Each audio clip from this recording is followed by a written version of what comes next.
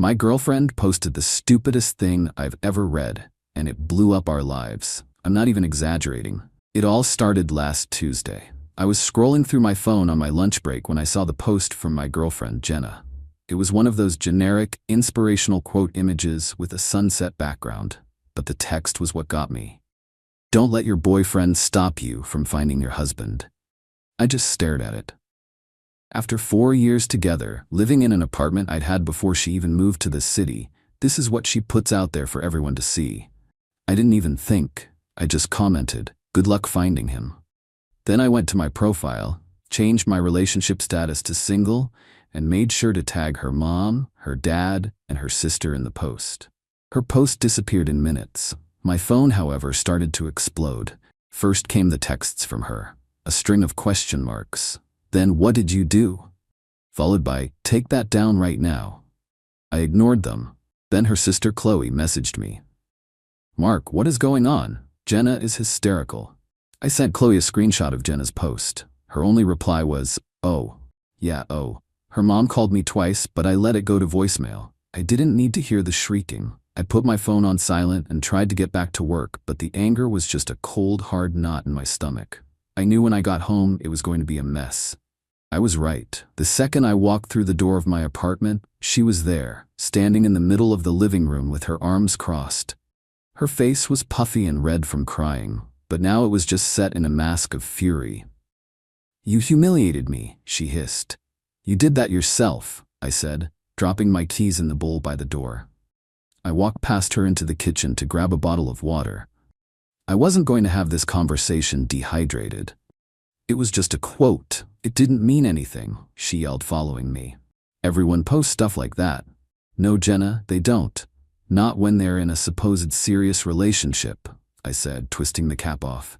"What was I supposed to think? That you were just window shopping for my replacement while I was paying our rent? That is so unfair. You know I'm not like that." I just laughed. It wasn't a nice laugh. "Your post said the opposite. You told the entire world that I was a placeholder, a temporary obstacle.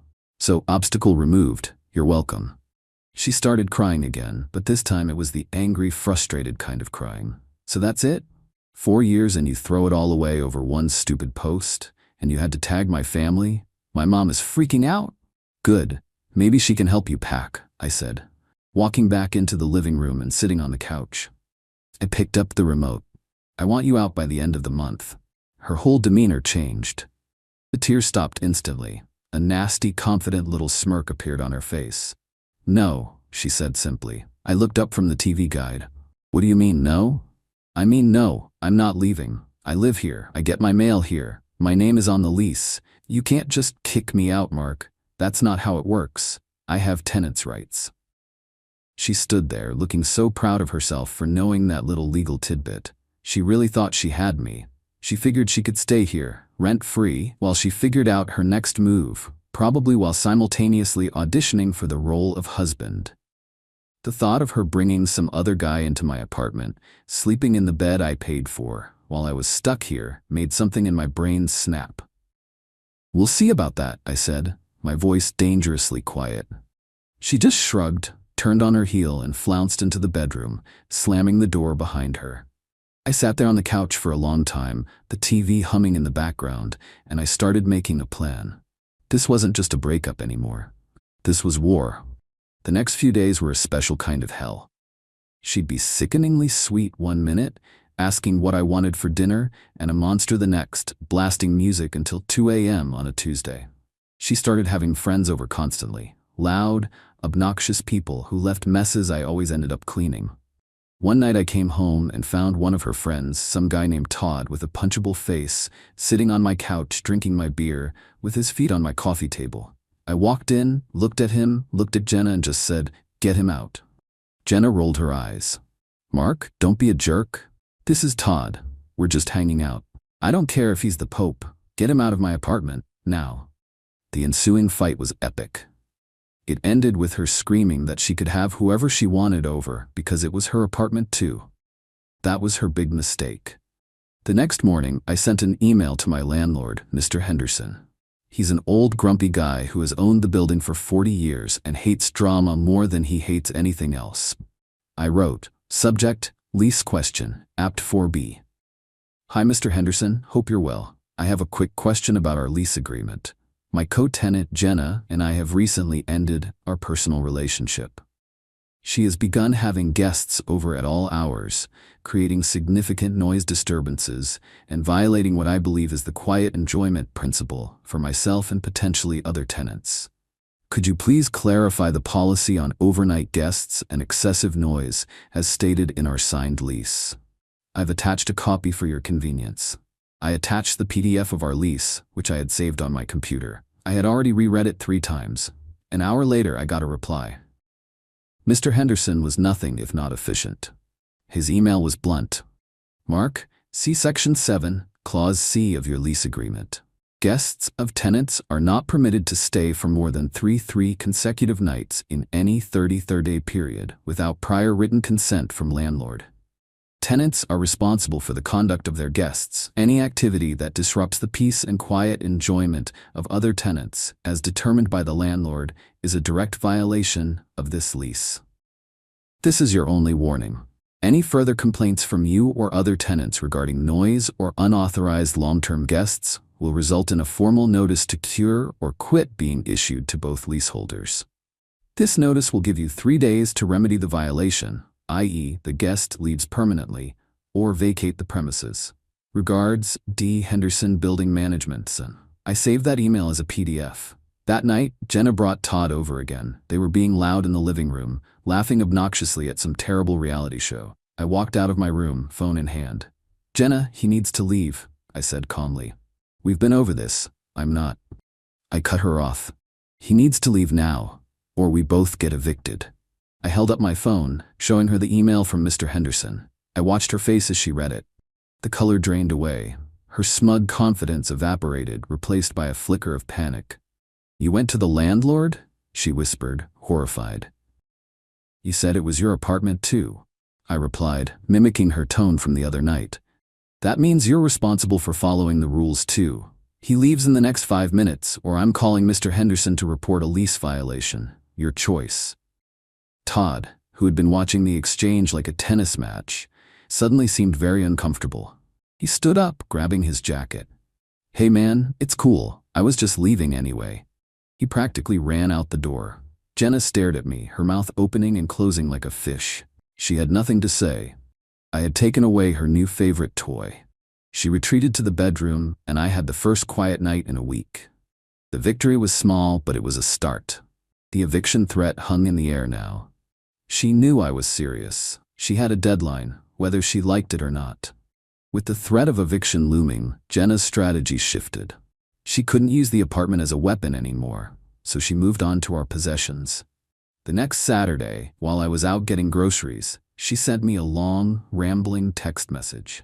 It was a list of everything in the apartment that she was claiming was hers. The list included the 65-inch OLED TV in the living room, the custom gaming PC on my desk, the surround sound system, and even the expensive espresso machine in the kitchen. She ended the text with, "These were gifts and things we bought together, so I'll be taking them when I move out. We can be adults about this and split things fairly." I read the text standing in the cereal aisle and almost laughed out loud. Fairly. Not a single item on her list had been purchased with her money. The TV was my bonus from work 2 years ago. The PC I had built myself, part by part, over 6 months. The espresso machine was a birthday gift to myself. She had contributed exactly $0 to any of it. This wasn't about fairness, it was about leverage. She was trying to hurt me financially on her way out the door. I didn't reply to the text. I finished my shopping, went home, and put everything away. She was in the bedroom, pointedly ignoring me. I went to my office and started digging through my digital files. It took me about an hour, but I found them all. The digital receipt from Best Buy for the TV, with my name and my credit card number on it, dated October 17th, 2023. The series of invoices from Newegg and Amazon for every single component in my PC, from the motherboard to the graphics card. The receipt from Williams-Sonoma for the espresso machine. I saved them all into a single folder on my desktop, naming it Evidence. Then I scrolled way back through my text history with her. I found a message from the day after I had the TV mounted on the wall. It was a picture of her smiling on the couch with the new TV in the background. Her text underneath it, sent at 8:14 p.m. on October 18, 2023, read, "Movie night is so much better on your insane new TV. Thanks for letting me use it." I took a screenshot of that conversation. It felt good, like stacking ammunition. My friend Dave called while I was organizing the files. "How's life in the war zone?" he asked. "About to get tactical," I replied. I explained her latest move, the list of demands. "No way," he said. "She's really trying to take your PC? Does she even know how to turn it on?" "Doesn't matter. It's about hurting me," I said. "But I have an idea. Are you busy tonight? And do you have some space in your garage?" An hour later, Dave pulled up in his truck. Jenna was out with friends, which I knew from her annoying habit of posting her every move on Instagram. We worked quickly. We carefully unmounted the TV and wrapped it in blankets. We disconnected my entire PC setup, tower, monitors, keyboard, everything, and loaded it into his truck bed. We took the surround sound speakers, the subwoofer, and the espresso machine. In 30 minutes, every high-value item from her list was gone. The living room looked barren and sad with a giant empty space on the wall. I went back inside, opened the folder named Evidence, and composed an email to Jenna. I attached every single receipt and the screenshot of her text. The subject was, "Regarding your list." The body of the email said, "Jenna, I received your text. It seems you are mistaken about the ownership of several items in the apartment. As you can see from the attached documents, all the items you listed were purchased solely by me. They were not gifts, nor were they purchased jointly. To prevent any further confusion during your move-out process, I have moved these items to a secure, off-site location for safekeeping. They will be returned to the apartment after you have fully vacated the premises and returned your key. Mark." I hit send. Then I texted her a single message: "Check your email." The response was almost instantaneous. My phone rang. It was her. I let it go to voicemail. It rang again. I declined the call. A flood of texts came through. They were a frantic, typo-filled mess of rage. "Where is my TV? You can't do that. I'm calling the cops." I replied once. "They're not your things, Jenna. The police will be very interested to see the receipts I have, the ones I just emailed you." The text stopped. The phone went silent. I knew she had no move left to make. I had the proof, and I had the possessions. She couldn't hold them hostage anymore. I sat down on the couch in my emptily lit living room, and for the first time in a week, I felt like I could breathe again. The silence was wonderful. Losing the battle for the apartment and the possessions sent Jenna into a full-blown meltdown. She had no leverage left, so she resorted to the only weapon she had left: her words. She decided that if she couldn't get my stuff, she would try to destroy my reputation. It started subtly. A few of our mutual friends started acting weird. Texts would go unanswered. I got uninvited from a weekly game night through a curt message from the host, saying, "Hey man, think it's best if you sit this one out for a bit? Things are just too awkward." I knew it was her. Dave confirmed it. He called me one afternoon, his voice low and angry. "Dude, you need to see this. Jenna started a group chat. She's in there with like 10 of our friends, plus her sister and a cousin. She's going nuclear." He added me to a separate chat and forwarded me the screenshots. My stomach turned as I read them. Jenna had posted carefully cropped snippets of our old text arguments. She had selected only my responses, stripped of all context. A message where I said, "I'm not discussing this anymore tonight," was presented as me being emotionally abusive and giving her the silent treatment. A text where I told her, "You can't just spend that much money without talking to me," which was about a ridiculously expensive and non-refundable vacation she tried to book on our joint credit card, was framed as me being financially controlling. She had written a long paragraph to accompany the screenshots. "I know you all love Mark, but you don't know what he was like behind closed doors. This is just a small sample of how he controlled everything and wore me down emotionally. I'm just lucky I got out when I did. I'm so sorry to do this, but I feel like you all deserve to know the truth about who he really is." It was a masterpiece of manipulation. She was playing the victim perfectly, and from the replies in the chat, some people were buying it. There were messages of support, people saying, "I'm so sorry, Jenna. and we had no idea. I felt sick. These were people I had known for years, people I had considered friends, and they were turning on me based on a handful of cropped out-of-context messages. The old me would have been devastated, but the new me, the one forged in the fire of the last few weeks, just got cold. I didn't respond in the group chat. That's what she wanted, a messy public fight where I would look defensive and angry, proving her point. I wasn't going to give her the satisfaction. Instead, I thought about the one person in her family who always seemed to have a level head, her dad, Alan. We weren't close, but we'd always gotten along. He was a quiet, serious man who valued honesty and hated drama. He was the complete opposite of Jenna's mother, who enabled her every whim. I spent the rest of the afternoon gathering my own evidence. I went through years of text messages.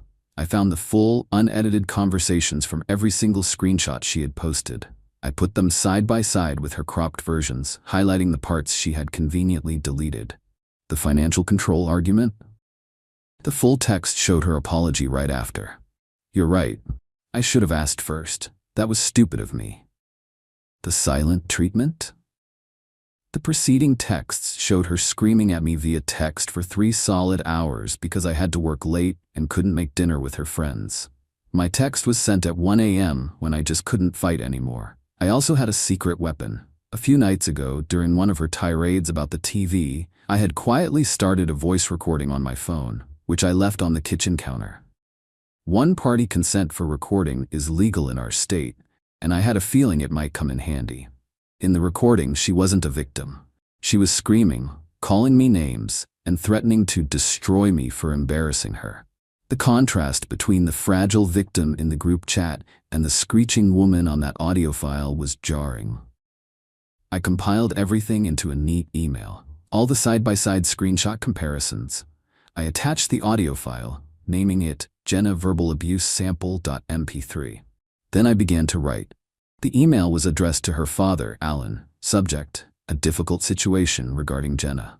Dear Alan, I am writing to you under extremely difficult circumstances, and I sincerely apologize for involving you.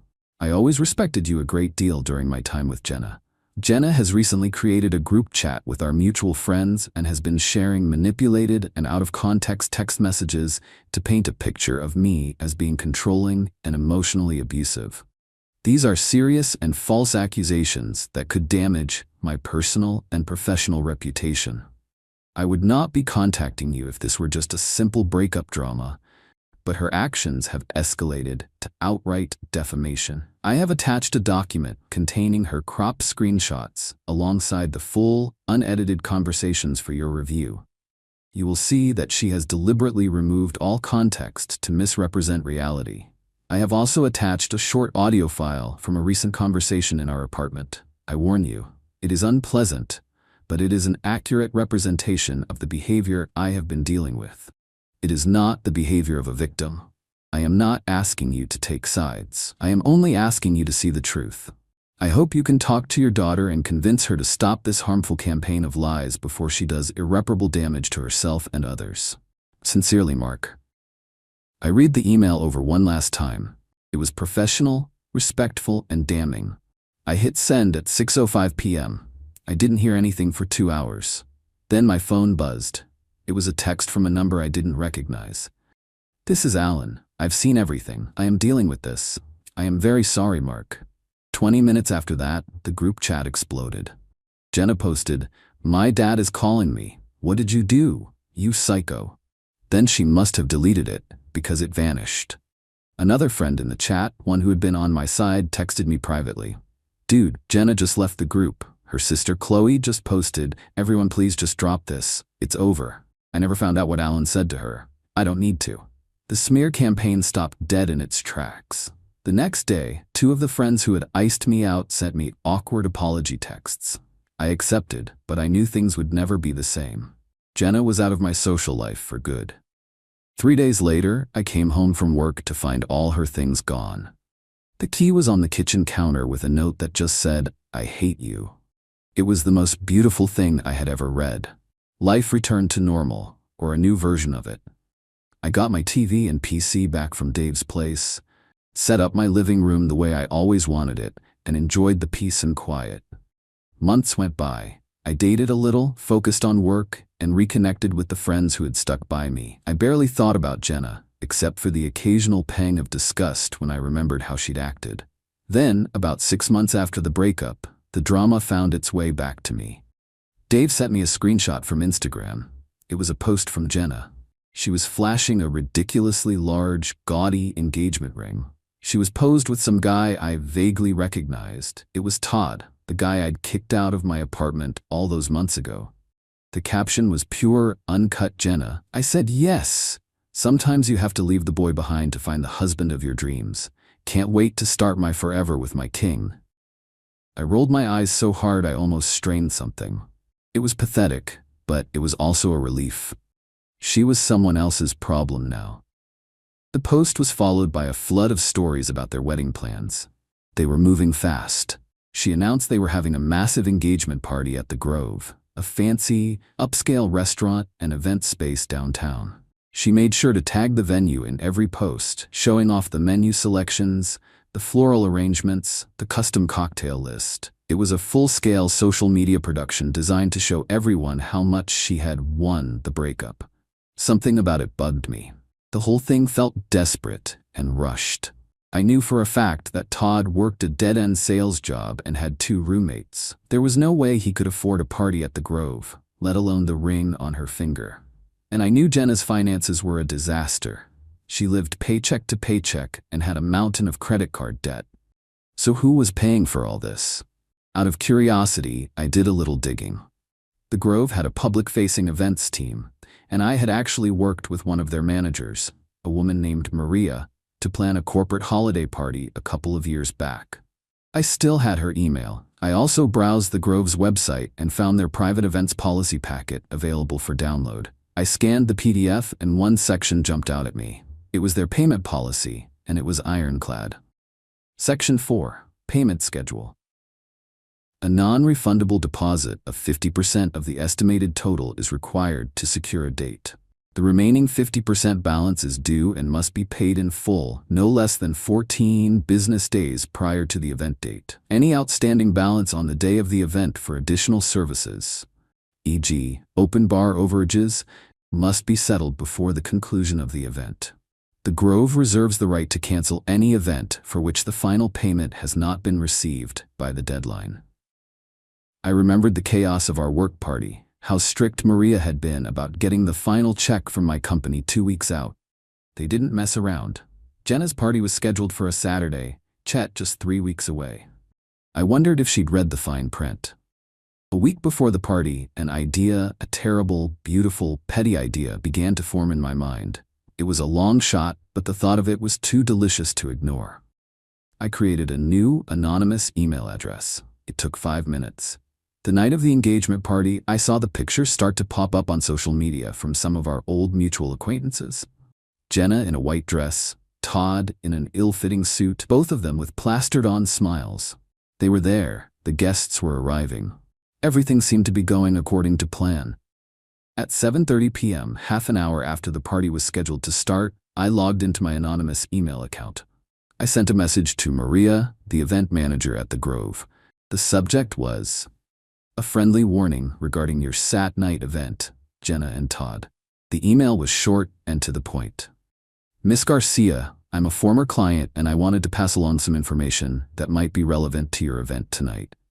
The bride-to-be, Jenna, has a documented history of financial instability and of expecting her partners to cover her expenses. I just wanted to ensure you've secured your final payment for the evening's festivities. She talks a big game, but doesn't always follow through.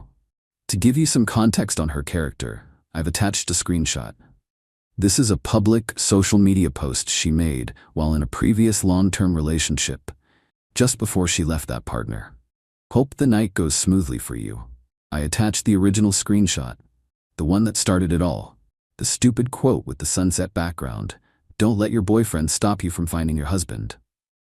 I hit send, closed the laptop, and went to watch a movie. I had planted the seed.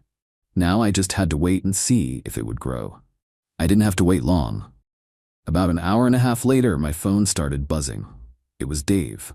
I answered. "You are not going to believe what I just heard," he said, and he was laughing so hard he could barely speak. One of his coworkers was at the party as a +1 and had been feeding him live updates. According to Dave, Maria, the manager, got my email. Spooked, she had discreetly pulled Todd aside and asked to confirm the final payment had been made. Todd, looking confused, said he thought Jenna's father was covering the whole thing as a gift. So, Maria went to find Jenna. She pulled Jenna aside and, in the middle of her own party, asked for the outstanding balance of over $5,000. Jenna, cornered, admitted that she thought Todd had paid it. The whole thing unraveled right there on the floor of the fancy restaurant. Todd and Jenna started arguing in hushed, angry whispers. Then Todd went to find Jenna's dad, Alan, who confirmed he had only given them a check for a couple $1,000s as a gift toward the party. Not to pay for the entire thing. He had assumed, correctly, that two engaged adults would be able to cover their own party costs. The argument escalated. Todd, realizing he had been played by Jenna, who clearly expected him to magically produce the money, lost it. Voices were raised. Guests started to stare. The manager, seeing a disaster unfolding and a bill going unpaid, put her foot down. Pay now, or the party was over. The bar was closed, and the kitchen was told to stop sending out food. The public humiliation was too much. Todd and Jenna had a final, explosive argument near the coat check.